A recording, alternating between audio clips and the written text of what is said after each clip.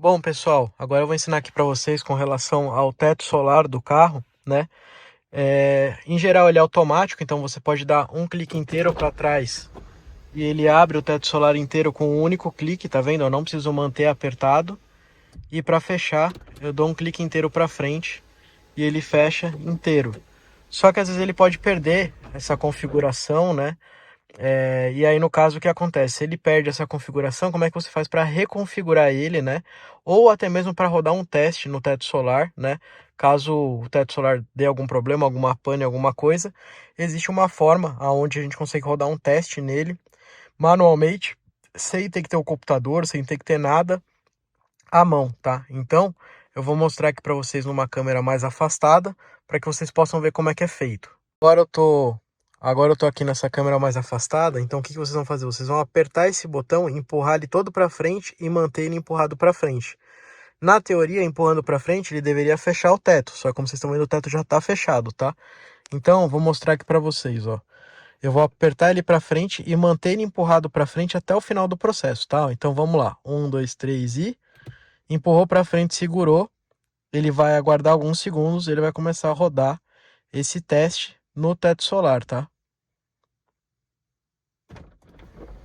Olha lá, iniciou o teste no teto solar, ele vai abrir o teto inteiro automaticamente, vai fechar o teto inteiro automaticamente, tá? Para configurar e voltar aquela função do teto ser um toque só e vai se fechar.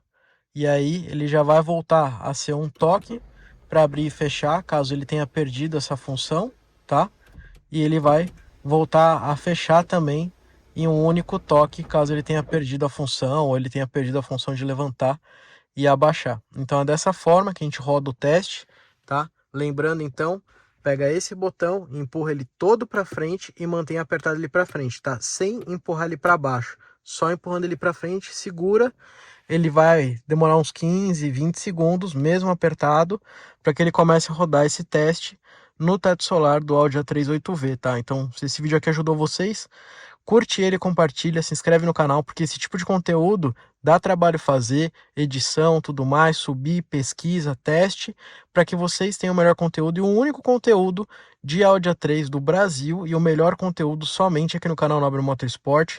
Nobre Coding aqui, o único e o primeiro do Brasil a fazer coding no Brasil todo, com mais de 7 milhões de visualizações.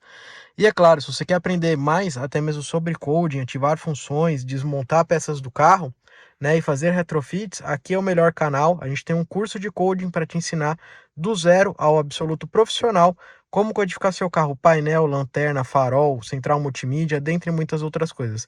Então, quer aprender sobre coding? Primeiros links aqui na descrição para vocês, beleza?